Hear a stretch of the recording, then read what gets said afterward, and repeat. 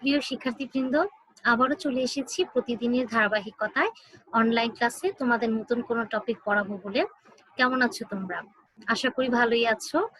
তো চলো চলে যাই আজকের ক্লাসের স্লাইডগুলোতে।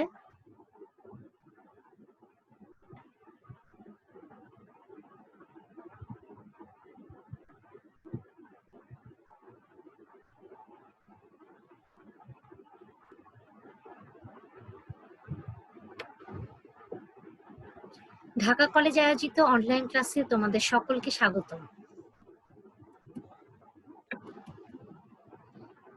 আজকের এই অনলাইন ক্লাসটি কন্ডাক্ট করছি আমি, Tithi Das, lecturer, department of statistics, Dhaka college, Dhaka.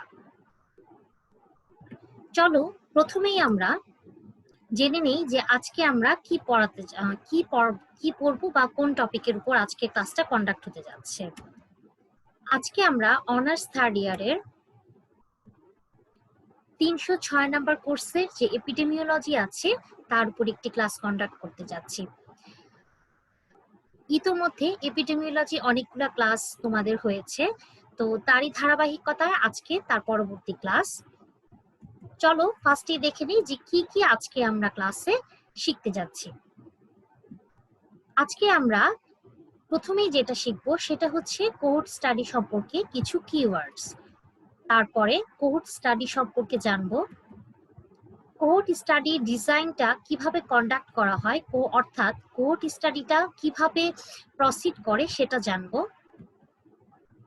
একটা এক্সাম্পলের মাধ্যমে কোহোর্ট স্টাডি কিভাবে কন্ডাক্ট হয় সেটা দেখবো। কোহোর্ট স্টাডির প্রধান যে স্টেপগুলো আছে সেগুলো সম্পর্কে আমরা জানবো।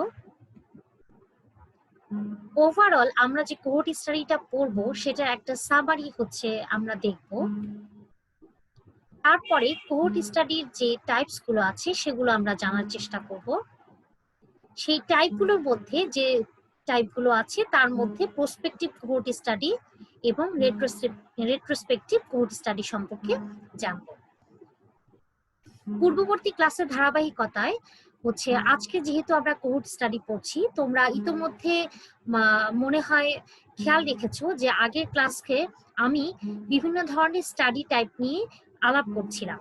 তো সেই স্টাডি টাইপের মধ্যে ধারাবাহিকভাবে আজকে আমরা কোহোর্ট স্টাডি সম্পর্কেই পড়বো। তো পূর্ববর্তী যে ক্লাসগুলো হয়েছিল আশা করি সেখানে তোমরা সেই ক্লাসগুলো তোমরা মনোযোগ দিয়ে দেখেছো এবং সেখানে হচ্ছে আমাদের এপিডেমিওলজি যে স্টাডি টাইপগুলো আছে সেগুলো ভালো করে দেখেছো, সেই চার্ট ভালো করে খেয়াল করেছো।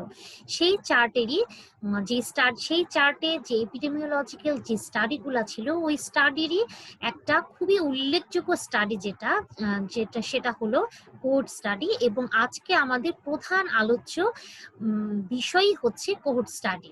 কোহোর্ট স্টাডি সম্পর্কে আজকে আমরা ডিটেইল জানার চেষ্টা করব। তো চলো চলে যাই প্রথমেই কোহোর্ট স্টাডি কিছু কিওয়ার্ডস জানতে। কারণ যখনই আমরা কোহোর্ট স্টাডি সম্পর্কে বলতে যাব তখন কিছু শব্দ হয়তো আমি ব্যবহার করব যেগুলা প্রথম থেকে তোমাদের না জানা থাকলে তোমরা আমার কথাগুলো হয়তো বুঝতে পারবা না, বা কোহোর্ট স্টাডি সম্পর্কে যে ইনফরমেশন গুলো আমি দিব সেগুলো হয়তো তোমাদের বুঝতে অসুবিধা হবে। তো চলো প্রথমেই হচ্ছে জেনে নিই কোহোর্ট জিনিসটা কি সেটা।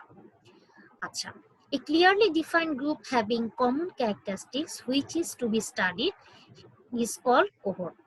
অর্থাৎ একটা গ্রুপ অফ পিপল অথবা হচ্ছে বা প্রপারলি ডিফাইন্ড গ্রুপ যেটাতে তোমার একটা কমন ক্যারেক্টারিস্টিক্স থাকবে সেটাই হচ্ছে কোহোর্ট।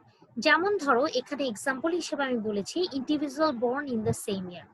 ধরো আমার কাছে 100 জন লোক আছে, সেই 100 জন লোককে আমি হচ্ছে 1980 সালে যাদের জন্ম তাদেরকে একটা গ্রুপে ভাগ করলাম, 1985 সালে যাদের জন্ম তাদেরকে একটা গ্রুপ করলাম, 2000 সালে জন্ম যাদের তাদেরকে একটা গ্রুপ করলাম।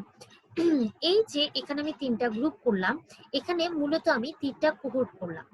অর্থাৎ এই 3টা কোহোর্টে প্রত্যেকটা কোহোর্টে হচ্ছে তোমার একটা কমন ক্যারেক্টারিস্টিক্স আছে। কি কমন ক্যারেক্টারিস্টিক্স? যে তারা একই সালে জন্মগ্রহণ করেছে। ঠিক আছে? যেমন 1990 সালে যেমন 1980 সালে জন্মগ্রহণ করেছে একটা গ্রুপ অফ পিপল। ওই পিপল গুলা হচ্ছে যারা সবাই হচ্ছে জন্মসাল হচ্ছে 1980 সাল। তাহলে এই 1980 সালে জন্মগ্রহণ করা হচ্ছে লোকদের যেই হচ্ছে গ্রুপটা, এটা হচ্ছে একটা কোহোর্ট নির্দেশ করবে। এছাড়াও ধরো তোমরা হচ্ছে তৃতীয় বর্ষের শিক্ষার্থী, তোমরা হচ্ছে একটা কোহোর্ট। ঢাকা কলেজের স্টুডেন্টদের মধ্যে তোমাদের একটা স্পেসিফিক কোহোর্ট হচ্ছে তৃতীয় বর্ষের শিক্ষার্থীরা। কেন? কারণ তোমরা সবাই যারা হচ্ছে তৃতীয় বর্ষে পড়াশোনা করে তাদের কমন ক্যারেক্টারিস্টিক্স কি? এরা সবাই তৃতীয় বর্ষের শিক্ষার্থী, অর্থাৎ তৃতীয় বর্ষের শিক্ষার্থীরাও একটা কোহোর্ট হতে পারে। বা যেমন ধরো আমাদের হচ্ছে যে অনেকগুলো কলেজ আছে, ঢাকা কলেজ, বিভিন্ন কলেজগুলো আমাদের ঢাকা কলেজ একটা কোহোর্ট। ঢাকা কলেজের স্টুডেন্টরা একটা কোহোর্ট, কারণ এই স্টুডেন্টরা সবাই ঢাকা কলেজের শিক্ষার্থী। ঠিক আছে? তো আশা করি কোহোর্ট বিষয়টা তোমাদের কাছে ক্লিয়ার হয়েছে। এরপরে আসি খুব ইম্পর্টেন্ট একটা হচ্ছে ওয়ার্ড নিয়ে, যেটা হচ্ছে এক্সপোজার।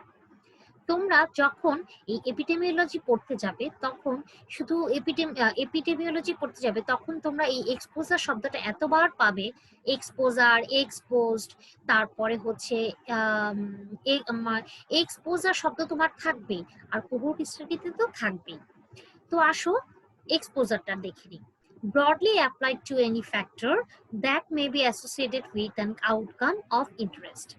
এক্সপোজার মানেই ইন্ডিকেট করছে কোনো একটা ফ্যাক্টরকে, যেই ফ্যাক্টরটা তোমার ডিজিজ ঘটানোর ক্ষেত্রে একটা কার্যকরী ভূমিকা পালন করতে পারে, সেটাই হচ্ছে ইন্ডিকেট করবে হচ্ছে এক্সপোজার।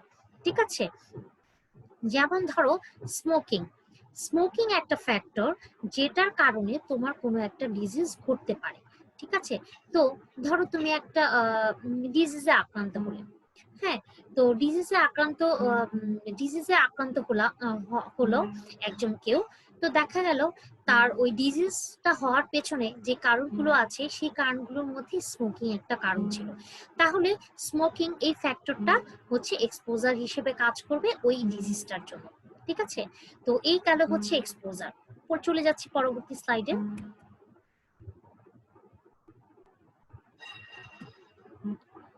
এখন আমরা কোহোর্ট স্টাডি সম্পর্কে জানবো। কোহোর্ট স্টাডি কিওয়ার্ড যেটা হচ্ছে আমাদেরকে প্রথমেই জানার দরকার ছিল, কোহোর্ট আর হচ্ছে এক্সপোজার, সেগুলো আমরা জেনে গেছি। তো এখন আমরা কোহোর্ট স্টাডিটা জানবো। কোহোর্ট স্টাডিকে অনেকে অবজারভেশনাল স্টাডি অথবা অ্যানালিটিক্যাল স্টাডি নামেও অভিহিত করে থাকে। কোহোর্ট স্টাডি মূলত এক্সপোজার এবং আউটকামের মধ্যে রিলেশনশিপকে অ্যানালাইজ করে থাকে। এক্সপোজার আমরা আগেই জেনেছি যে একটা ফ্যাক্টর যেটা হচ্ছে তোমার ডিজিজকে হচ্ছে তোমার প্রভাবিত করতে পারে। ঠিক আছে? যে ওটার কারণে ডিজিজ হতে পারে এরকম একটা প্রভাব থাকে। খুব নর্মাল ভাষায় যদি আমরা বলে থাকি তাহলে এক্সপোজার মূলত সেটাই। আর আউটকাম কি? আউটকাম হচ্ছে একটা ডিজিজ। সাধারণত আউটকাম বলতে আমরা ডিজিজটাকে মেইনলি বুঝিয়ে থাকি। তাহলে হচ্ছে এক্সপোজার আর আউটকামের মধ্যে সম্পর্ক কি স্টাডি করে হচ্ছে কোহোর্ট। অর্থাৎ সাধারণত আমরা দেখার চেষ্টা করি যে একটা ফ্যাক্টর, যে কোনো একটা ক্রাইটেরিয়া বা ফ্যাক্টর, সেটা কোনো ডিজিজ অকার করার ক্ষেত্রে হচ্ছে প্রভাব ফেলছে কিনা, অর্থাৎ সে একটা ডিজিজের সাথে ওই একটা ফ্যাক্টরের কোনো রিলেশনশিপ আছে কিনা, এইটাই মূলত আমরা কোহোর্ট স্টাডিতে দেখে থাকি এবং এই স্টাডিটা কন্ডাক্ট করার মাধ্যমে এই রিলেশনশিপটা বের করে থাকি। ঠিক আছে? তো এটা এক ধরনের লঙ্গিটিউডনাল স্টাডি, এটাকে ফলো আপ স্টাডিও বলা হয়ে থাকে, কারণ এই স্টাডিতে সাধারণত একটা নির্দিষ্ট সময়ের জন্য আমরা গ্রুপ ফলো করে থাকি। গ্রুপ ফলো করে থাকি বলতে আমি বোঝাচ্ছি যে হয়তো আমরা কোনো স্পেসিফিক গ্রুপ গঠন করে থাকি, সেই গ্রুপকে আমরা কিছু সময়ের জন্য অবজার্ভ করি যে তারা ডিজিজ ডেভেলপ করলো কিনা, এই ধরনের একটা ফলো আপ করে থাকি। ঠিক আছে? এর জন্য বলা হয় ফলো আপ স্টাডি। সাধারণত এই কোহোর্ট স্টাডিতে আমরা দুই ধরনের গ্রুপ দেখে থাকি। একটা হচ্ছে আমার স্টাডি গ্রুপ আর একটা হচ্ছে কম্পারিসন গ্রুপ। এই স্টাডি যেটা এক্সপোজড গ্রুপ, এক্সপোজড গ্রুপ হচ্ছে যে ক্রাইটেরিয়াটা যেই গ্রুপে আমার যেই গ্রুপ অফ পিপলের বা যেই গ্রুপটাতে আমার একটা স্পেসিফিক ক্রাইটেরিয়া উপস্থিত আছে, ঠিক আছে, উপস্থিত একটা স্পেসিফিক ক্রাইটেরিয়া বা হচ্ছে ফ্যাক্টর উপস্থিত আছে, যেমন স্মোকিং, এই ফ্যাক্টরটা ওই গ্রুপে উপস্থিত আছে, ওইটা হচ্ছে এক্সপোজ গ্রুপ। এই গ্রুপটাকে আমরা স্টাডি করব, এটাকে বলা হবে স্টাডি গ্রুপ, ঠিক আছে। আরেকটা গ্রুপ যেটা থাকবে, আরেক ধরনের গ্রুপ আমরা এখানে ব্যবহার করব, যেটা যেটা হচ্ছে নন এক্সপোজ গ্রুপ বা কম্পারিজন গ্রুপ।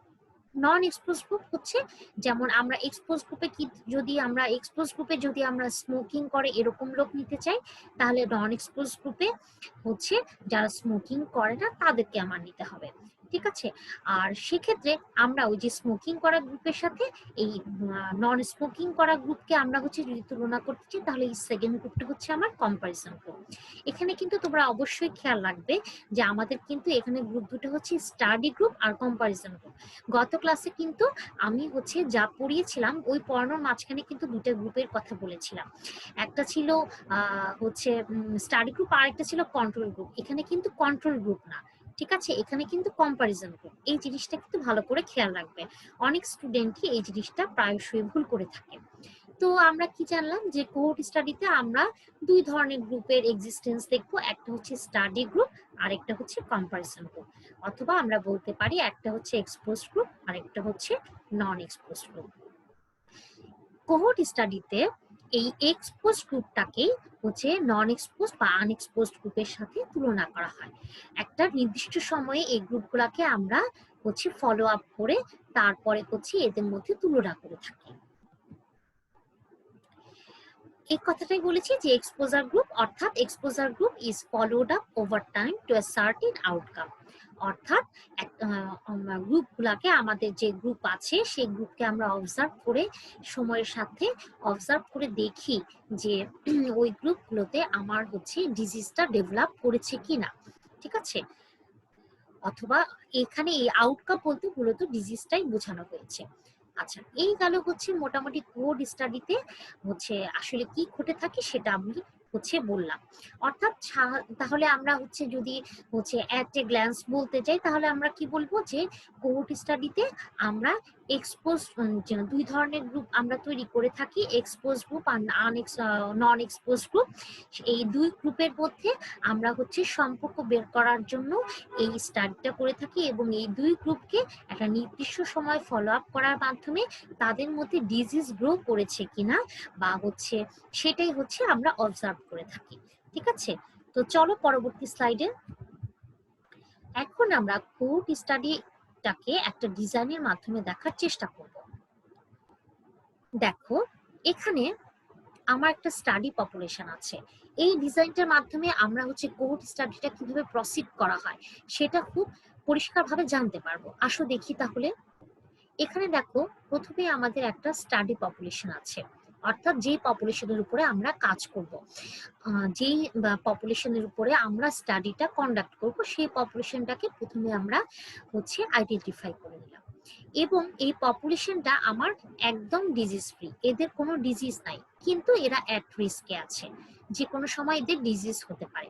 কারণ এদের মধ্যে কেউ হয়তো একটা স্পেসিফিক ডিজিজ হওয়ার জন্য যে ক্রাইটেরিয়ার প্রয়োজন, কারো কারোর মধ্যে হয়তো সেই হ্যাবিট বা সেই ক্রাইটেরিয়া বা সেই ফ্যাক্টরের উপস্থিতি আছে, আবার কারোর হয়তো উপস্থিতি নেই, ঠিক আছে। কিন্তু তারা সবাই তাদের সেই ফ্যাক্টর, ডিজিজ হওয়ার জন্য প্রয়োজনীয় ফ্যাক্টরের উপস্থিতি থাকুক বা না থাকুক, তারা হচ্ছে ডিজিজ ফ্রি, তাদের এখনো সেই ডিজিজ হয়নি একটা। আচ্ছা, তো সেই স্টাডি পপুলেশন থেকে আমরা দুইটা গ্রুপে ভাগ করে ফেলবো, একটা এক্সপোজ গ্রুপ, একটা এক্সপোজ গ্রুপ, আর একটা হচ্ছে আনএক্সপোজ গ্রুপ। দেখো, এখানে আমি এক্সপোজ গ্রুপের হচ্ছে যে পপুলেশনের যে পোর্শনটা আছে সেটাকে আমি নীল দিয়ে ডিনোট করেছি, আর আনএক্সপোজ গ্রুপ যেটা আছে সেটাকে আমি সবুজ কালারে ডিফাইন করেছি, ঠিক আছে। তো আমার স্টাডি পপুলেশনকে আমরা দুই ভাগে, দুইটা গ্রুপে যে ডিভাইড করে ফেললাম, একটা হচ্ছে আমার এক্সপোজ গ্রুপ আর একটা হচ্ছে আনএক্সপোজ গ্রুপ। এখন আমি এই গ্রুপগুলাকে হচ্ছে একটা নির্দিষ্ট সময়ের জন্য ফলো আপ করবো, অর্থাৎ অবজার্ভ করবো এদেরকে একটা নির্দিষ্ট সময়ে, 1 বছর, 2 বছর, 10 বছর, 15 বছর, একটা যেই সময়টাই হোক, আমি স্টাডির জন্য একটা ফিক্স করে নিব টাইম, সেই টাইমের জন্য হচ্ছে আমি হচ্ছে এই গ্রুপ দুটাকে অবজার্ভ করবো। যে একটা অবজার্ভ করবো, একটা নির্দিষ্ট সময় পরে দেখবো, অবজার্ভ করার পরে দেখবো যে একটা নির্দিষ্ট সময় পার হওয়ার পরে এদের মধ্যে ডিজিজ গ্রো করেছে নাকি করেনি। তো এখন দেখা যাবে এক্সপোজ গ্রুপে কারো কারো হয়তো ডিজিজ হয়েছে, কারোর আবার ডিজিজ হয়নি, কেউ ডিজিজে আক্রান্ত হয়েছে, কেউ ডিজিজে আক্রান্ত হয়নি। অর্থাৎ এক্সপোজ গ্রুপে দেখো, এক্সপোজ গ্রুপে কেউ কেউ ডিজিজে আক্রান্ত হতে পারে, কেউ হয়তো আক্রান্ত না হতে পারে। আর হচ্ছে আনএক্সপোজ গ্রুপ যেটাতে আছে সেখানেও কিন্তু সবাই যে ডিজিজে আক্রান্ত হবে না তা কিন্তু না, তারাও ডিজিজে আক্রান্ত হতে পারে, অথবা কিছু সংখ্যক পিপল হয়তো ডিজিজে আক্রান্ত হয়েছে আর কিছু সংখ্যক পিপল ডিজিজে আক্রান্ত হয়নি। তো তাহলে ওভারঅল এখানে কি ঘটলো, যে আমরা একটা স্টাডি পপুলেশন নিলাম, সেই পপুলেশনকে দুই ধরনের গ্রুপে ভাগ করলাম, এক্সপোজ গ্রুপ এবং আনএক্সপোজ গ্রুপ। তাদেরকে একটা নির্দিষ্ট টাইম পিরিয়ডের জন্য ফলো আপ করলাম বা হচ্ছে অবজার্ভ করলাম। একটা নির্দিষ্ট সময়ের পরে গিয়ে দেখলাম এক্সপোজ গ্রুপে কেউ কেউ সেই ডিজিজে আক্রান্ত হয়েছে, আবার কেউ কেউ ডিজিজে আক্রান্ত হয়নি। আবার আনএক্সপোজ গ্রুপের ক্ষেত্রেও কেউ কেউ ডিজিজে আক্রান্ত হয়েছে, আবার কেউ কেউ ডিজিজে আক্রান্ত হয়নি। এই পুরো এই পুরো প্রসিডিওরটাই আমার কোহর্ট স্টাডি। তো আমরা আরেকটা ডিজাইন দেখি, আরেকটা হচ্ছে চার্ট দেখি, সেখান থেকে হয়তো তোমাদের বিষয়টা আরেকটু ক্লিয়ার হবে। একই জিনিস আরেকটু চার্টে দেখাতে চাচ্ছি। দেখো এখানে প্রথমে আমার একটা স্টাডি পপুলেশন ছিল, এটাকে আমি দুইটা গ্রুপে ভাগ করেছিলাম, একটা এক্সপোজ গ্রুপ ছিল, আরেকটা আমার আনএক্সপোজ গ্রুপ ছিল। এখন এই এক্সপোজ গ্রুপ আর আনএক্সপোজ গ্রুপ এই দুইটা গ্রুপের পপুলেশনকে আমি ফলো করেছি ওভার টাইম, অর্থাৎ একটা নির্দিষ্ট সময়ের জন্য ফলো করেছি। ফলো করার পর দেখেছি যে এক্সপোজ গ্রুপের কেউ কেউ ডিজিজে আক্রান্ত হয়েছে, আবার কেউ কেউ ডিজিজে আক্রান্ত হয়নি। আবার আনএক্সপোজ গ্রুপের কেউ কেউ ডিজিজে আক্রান্ত হয়েছে, আবার কেউ কেউ ডিজিজে আক্রান্ত হয়নি। এখন আমরা যদি একটা এক্সাম্পলের মাধ্যমে হচ্ছে এই ডিজাইনটা দেখে থাকি, তাহলে আশা করি তোমাদের বিষয়টা আরেকটু ক্লিয়ার হবে। তো চলো দেখি। আচ্ছা দেখো এখানে এই ছবিটার মধ্যে প্রথমেই আমার এখানে কিছু পপুলেশন আছে বা কিছু পিপল আছে। দেখো এরা হচ্ছে গ্রিন কালার এবং হচ্ছে ইয়েলো কালার হচ্ছে দিয়ে হচ্ছে আইডেন্টিফাই করা আছে। দুই ধরনের লোকের এখানে সংমিশ্রণ আছে, ঠিক আছে। তো এখানে যারা হলুদ কালার তারা হচ্ছে স্মোকার, আর যারা সবুজ কালার তারা নন এক্সপোজার। অর্থাৎ আমার যে পপুলেশন ছিল তাকে আমি দুইটা গ্রুপে সর্ট করে ফেলেছি। একটা হচ্ছে এক্সপোজ গ্রুপ, যাদের মধ্যে একটা একটা বিশেষ ক্রাইটেরিয়া বা হচ্ছে ধরো একটা বিশেষ কি বলবো বৈশিষ্ট্য, হ্যাঁ একটা বিশেষ বিশেষ ক্যারেক্টারিস্টিক্স যেটা ডিজিজ হওয়ার ক্ষেত্রে হচ্ছে কারণ হিসেবে উল্লেখ হতে পারে, ঠিক আছে। সেরকম গ্রুপে একটাকে নিয়েছি, আর সেই ক্রাইটেরিয়া নাই বা হচ্ছে সেই ফ্যাক্টর উপস্থিতি নাই সেরকম একটা গ্রুপকে আমরা হচ্ছে আনএক্সপোজ গ্রুপ, এই দুইটা গ্রুপে ভাগ করেছি, একটা এক্সপোজ গ্রুপ আর একটা আনএক্সপোজ গ্রুপ। যারা হচ্ছে স্মোকার, অর্থাৎ যাদের হচ্ছে তোমার ক্রাইটেরিয়াটা আছে বা ফ্যাক্টরটা উপস্থিত আছে, তাদেরকে আমি এক্সপোজ গ্রুপে ফেলেছি। আর যারা হচ্ছে স্মোকিং করে না, নন স্মোকার, স্মোকিং ক্রাইটেরিয়াটা যাদের মধ্যে নাই, এই ফ্যাক্টরটা যাদের নাই, তাদেরকে আমি আনএক্সপোজ গ্রুপে ফেলেছি, অর্থাৎ নন স্মোকার গ্রুপে। তো এই দুইটা গ্রুপের পপুলেশন এখানে আমার আছে। তো এখন আমি করলাম কি, এদেরকে সর্ট করার পরে এদেরকেও আমি একটা নির্দিষ্ট সময় ধরে ফলো আপ করবো বা অবজার্ভ করবো। আবার যারা নন স্মোকার তাদেরকেও আমি একটা নির্দিষ্ট সময়ের ধরে অবজার্ভ করবো, ঠিক আছে। স্মোকার গ্রুপ আর নন স্মোকার গ্রুপ দুই গ্রুপকেই আমি একটা নির্দিষ্ট সময়ের জন্য অবজার্ভ করলাম। এখন অবজার্ভ করার পরে এই অবজারভেশনাল পিরিয়ড শেষ হয়ে যাওয়ার পরে আমার আউটকাম কি আসলো সেটাই এখন আমার দেখার বিষয়। তো এখন আমি দেখলাম এই যে আমার যে স্মোকার গ্রুপটা ছিল তারা একটা নির্দিষ্ট সময়ের মধ্যে এদের মধ্যে কেউ কেউ ডিজিজ গ্রো করেছে এদের মধ্যে, আবার কারো কারো ডিজিজ গ্রো করেনি। দেখো এখানে এই যে যারা হচ্ছে এখানে হচ্ছে সাদা কালার, তাদের মধ্যে হচ্ছে তোমার লাং ক্যান্সার বা হচ্ছে রেসপিরেটরিয়াল যে কোনো একটা ডিজিজ, ধরে নিলাম আমি লাং ক্যান্সার। সাধারণত দেখা যায় স্মোকিং এর কারণে অনেক সময় লাং ক্যান্সারের জন্য স্মোকিং কে রিস্ক ফ্যাক্টর হিসেবে ধরা হয়ে থাকে। তো এখানে হচ্ছে যারা হোয়াইট কালার দিয়ে ডিফাইন করা হয়েছে তারা হচ্ছে ডিজিজে আক্রান্ত হয়েছে, আর যারা ইয়েলোই রয়ে গেছে তারা হচ্ছে ডিজিজে আক্রান্ত হয়নি, অর্থাৎ নন ডিজিজ। ঠিক আছে, এখানে দেখো এরা সবাই কিন্তু এক্সপোজ গ্রুপের ছিল, অর্থাৎ এরা সবাই কিন্তু হচ্ছে স্মোকার ছিল, কিন্তু এই স্মোকার গ্রুপের মধ্যে কারো কারো হচ্ছে এরা হচ্ছে স্মোকার ছিল, অর্থাৎ এক্সপোজ গ্রুপে ছিল। তাহলে এই এই যে উল্লেখিত ব্ল্যাক বর্ডার দিয়ে এরা হচ্ছে এক্সপোজ গ্রুপের ডিজিজ হয়েছে, আর যাদের হচ্ছে ইয়েলো রয়ে গেছে তারা এক্সপোজ গ্রুপের নন ডিজিজ পার্সন। ঠিক আছে, আবার যখন আমি আনএক্সপোজ গ্রুপকে একটা নির্দিষ্ট সময় ধরে অবজার্ভ করলাম বা ফলো আপ করার পরে এসে দেখলাম যে কি অবস্থা, তখন দেখলাম যে আনএক্সপোজ গ্রুপ বা হচ্ছে নন স্মোকার গ্রুপের মধ্যে, অর্থাৎ নন স্মোকার গ্রুপের মধ্যে মানে নন এক্সপোজার গ্রুপের মধ্যে হচ্ছে ডিজিজ হয়েছে একজন, আর নন এক্সপোজার গ্রুপের মধ্যে বাকি সবুজ যারা আছে তারা নন ডিজিজ। ঠিক আছে, এনডি দিয়ে আমি নন ডিজিজ বোঝাতে চেয়েছি, এনই দিয়ে নন এক্সপোজ গ্রুপ বোঝাতে চেয়েছি, আর হচ্ছে এনডি দিয়ে হচ্ছে নন ডিজিজ, ই দিয়ে এক্সপোজার গ্রুপ, ই দিয়ে এক্সপোজার গ্রুপ, আর ডি দিয়ে ডিজিজ। অর্থাৎ আমি দেখতে পেলাম যে প্রথমেই যখন আমরা একটা কোহর্ট কে হচ্ছে আইডেন্টিফাই করলাম, একটা নির্দিষ্ট বয়স বা নির্দিষ্ট এলাকার লোক, এদেরকে আমি দুইটা গ্রুপে ভাগ করলাম, যারা স্মোকার এবং যারা নন স্মোকার। এখন স্মোকার এবং নন স্মোকার দুই গ্রুপকেই আমি আলাদা আলাদাভাবে একটা নির্দিষ্ট টাইম পিরিয়ডের জন্য ফলো করলাম, এবং নির্দিষ্ট টাইম পিরিয়ডের পরে গিয়ে দেখলাম যে স্মোকার গ্রুপের কেউ কেউ হচ্ছে ক্যান্সার আক্রান্ত হয়েছে, আবার কেউ কেউ ক্যান্সার আক্রান্ত হয়নি। আবার নন স্মোকার গ্রুপের মধ্যে একটা নির্দিষ্ট সময়ের পরে কারো ক্যান্সার হয়েছে, আবার কারো কারো ক্যান্সার হয়নি। অর্থাৎ আচ্ছা, তো এই হলো আমার কোহর্ট স্টাডি ডিজাইন। অর্থাৎ আমরা কোহর্ট স্টাডি ডিজাইনের মাধ্যমে আমরা হচ্ছে এক্সপোজার গ্রুপ এবং নন এক্সপোজার বা হচ্ছে আনএক্সপোজার গ্রুপ, নন এক্সপোজার গ্রুপ গঠন করার মাধ্যমে আমরা নির্দিষ্ট পিরিয়ড অবজার্ভ করি এবং এদের মধ্যে আউটকামটা কি আসে, অর্থাৎ এদেরকে আউটকাম বলতে এখানে ডিজিজ গ্রুপ করেছে নাকি করেনি সেটা হচ্ছে আমরা অবজার্ভ করে থাকি, বা সেটা হচ্ছে আমরা অ্যানালাইসিস করে বের করে থাকি। এই হলো আমার কোহর্ট স্টাডি ডিজাইন। তো আশা করি এখন আমরা কোহর্ট স্টাডির যে মেইন স্টেপগুলো আছে এগুলো আমরা সহজেই হচ্ছে আইডেন্টিফাই করতে পারবো। তো চলো স্টেপগুলো এক নজরে দেখে নিই, কারণ হচ্ছে আমরা অলরেডি কোহর্ট স্টাডি পুরাটাই পড়ে ফেলেছি যে কিভাবে কিভাবে কি কি ধাপ অনুসরণ করে আমরা কোহর্ট স্টাডিটা কন্ডাক্ট করে থাকি। এখন হচ্ছে স্টেপগুলো হচ্ছে আমরা আরেকবার একটু ওভারভিউ দেখে নিচ্ছি। প্রথম স্টেপ, ফার্স্ট স্টেপ 1।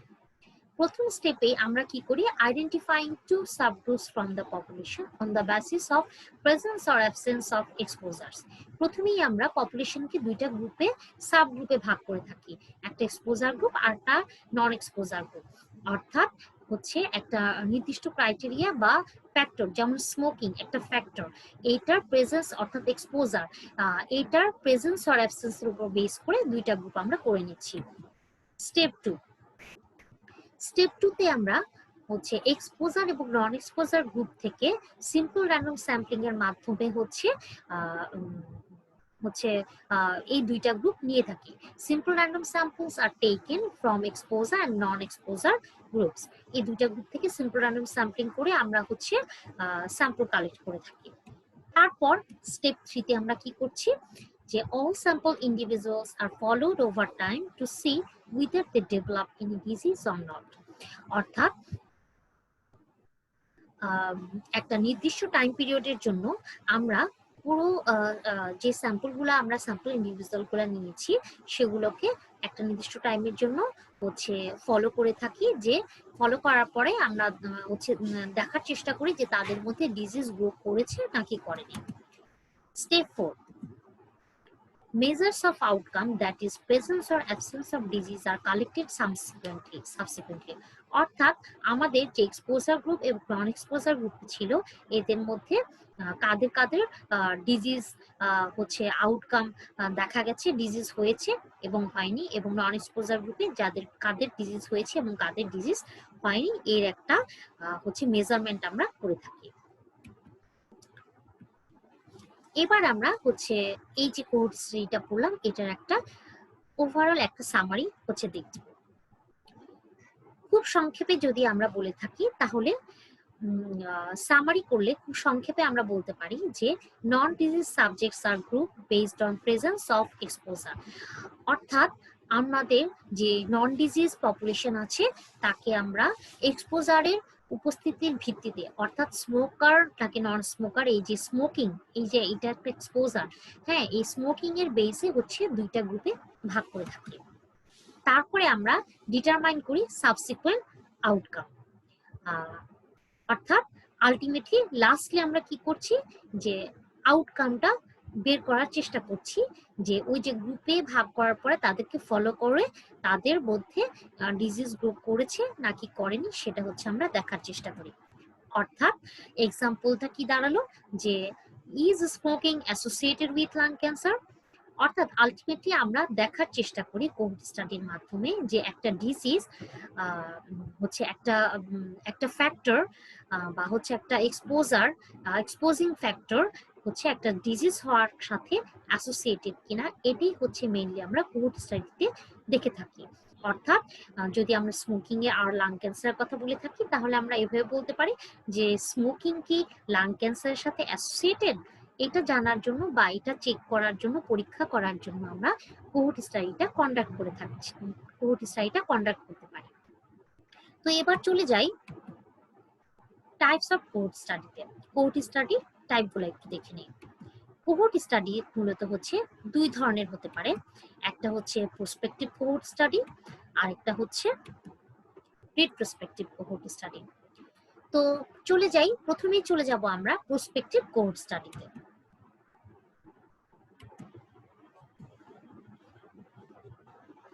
আচ্ছা, প্রসপেক্টিভ কোহোর্ট স্টাডিতে সাধারণত দেখা যায় আমরা একটা কোহোর্ট দিয়ে শুরু করি এবং একটা ইভেন্ট অকার হওয়া পর্যন্ত ওয়েট করে থাকি।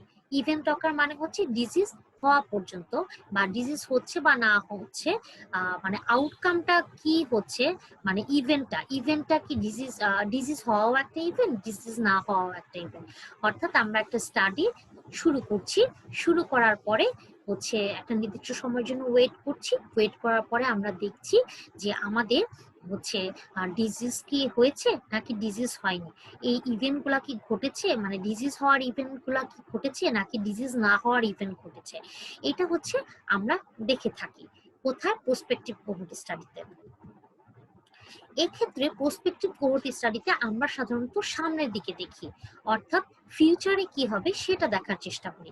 যেমন আমরা যখন কোহোর্ট স্টাডি পড়ছিলাম তখন কিন্তু আমরা বলেছি যে দুইটা গ্রুপ অফ পিপলকে হচ্ছে আমরা হচ্ছে গ্রুপে ভাগ করার মাধ্যমে অবজার্ভ করি একটা নির্দিষ্ট পিরিয়ড, এবং ইন ফিউচার তাদের হচ্ছে ডিজিজ ডেভেলপ করে কিনা সেটা হচ্ছে আমরা দেখার চেষ্টা করি। যেমন একটা গ্রুপ আছে যাদেরকে আমি অবজার্ভ করব যে এদের 10 বছর পরে লাং ক্যান্সার হবে কিনা হচ্ছে, এবং এদের মধ্যে হয়তো হচ্ছে লাং ক্যান্সার হওয়ার মতো হচ্ছে যে এক্সপোজার গুলা সেগুলা হয়তো তার মধ্যে আছে, আবার নাও থাকতে পারে। ঠিক আছে, তাদেরকে আমি একটা নির্দিষ্ট সময় 10 বছর, 15 বছর, 20 বছর অবজার্ভ করার পরে ইন ফিউচারে তাদের আউটকাম গুলা কি আসে, অর্থাৎ তারা কি ডিজিজ আউটকাম ইভেন্ট গুলা কি আসে সেগুলা হচ্ছে আমরা অবজার্ভ করব, বা হচ্ছে আমরা দেখব, আমরা হচ্ছে তাদের মধ্যে ডিজিজ হয়েছে কিনা সেটাও দেখবো, ডিজিজ হয়নি কিনা তাও দেখবো। অর্থাৎ আমরা এখানে ফিউচারের প্রতি হচ্ছে কনসার্ন। প্রসপেক্টিভ কোহোর্ট স্টাডি মানেই হচ্ছে আমরা হচ্ছে ফিউচারের দিকে তাকাই, অর্থাৎ ফিউচারে কি হবে, একটা স্টাডি বর্তমানে শুরু করে ফিউচারে আমার কি রেজাল্ট আসবে বা কি আউটকাম আসবে, কি ইভেন্ট আসবে সেটাই আমরা দেখে থাকি।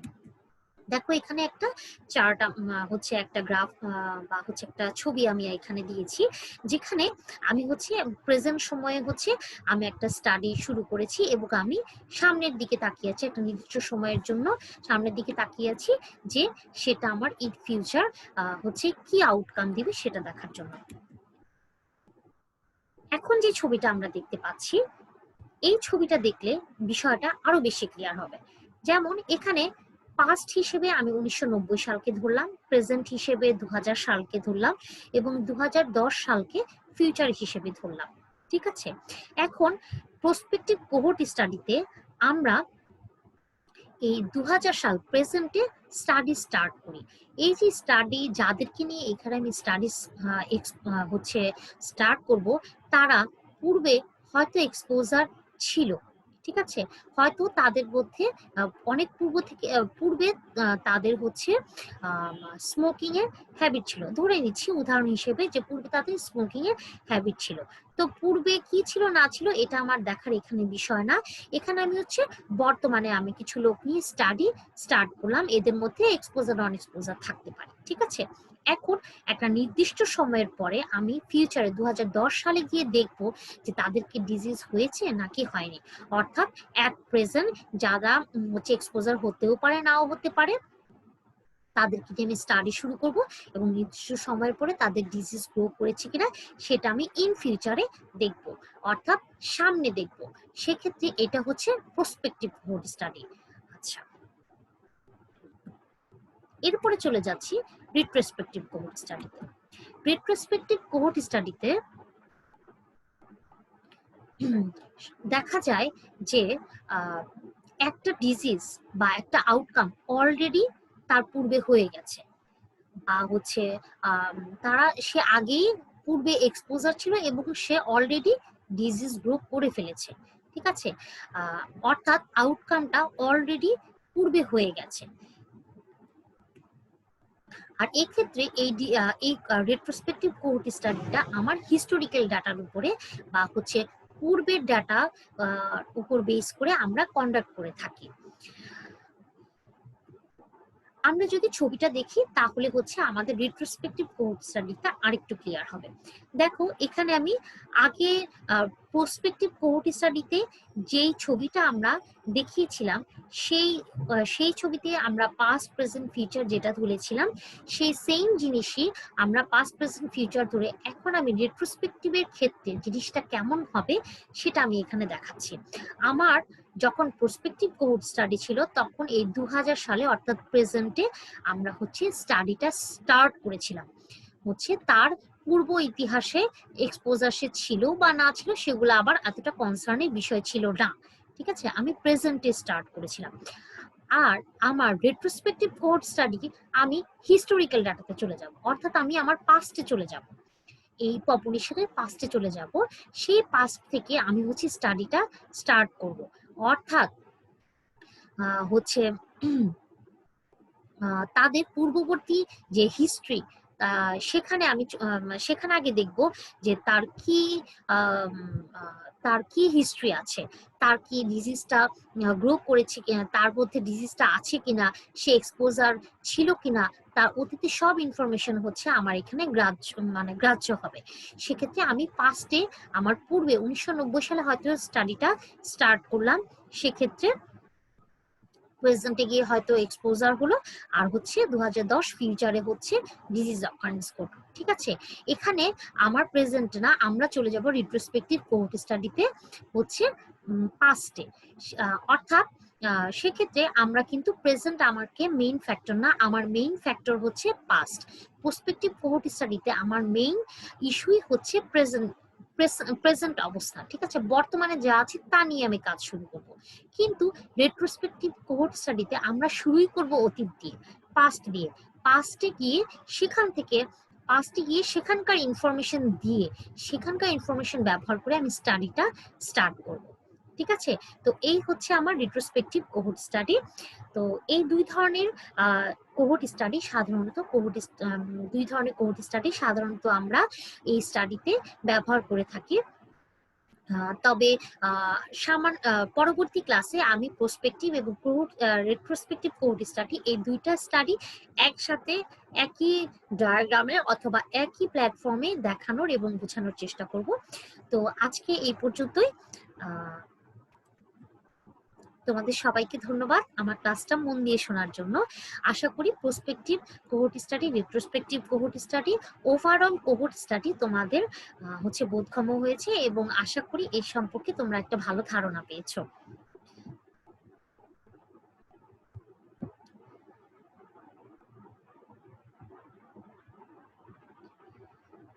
পরবর্তী ক্লাসে আবারও আমি তোমাদের হচ্ছে এই স্টাডি কোহোর্ট স্টাডি আজকে প্রথম ক্লাস গেল কোহোর্ট স্টাডি। আরেকটা ক্লাস হয়তো তোমাদের লাগবে, সেই ক্লাসে হয়তো কোহোর্ট স্টাডিটা আমি শেষ করে দিতে পারবো, দেন হয়তো নতুন কোনো স্টাডিতে আমরা চলে যেতে পারবো। তো হচ্ছে আজকে কোহোর্ট স্টাডির ফার্স্ট পার্ট গেল। নেক্সট ক্লাসে অর্থাৎ কোহোর্ট স্টাডির সেকেন্ড পার্টের ক্লাসটা তোমাদের অ্যাটেন্ড করার জন্য আমন্ত্রণ জানিয়ে আজকে এই পর্যন্তই। ভালো থেকো, সুস্থ থেকো।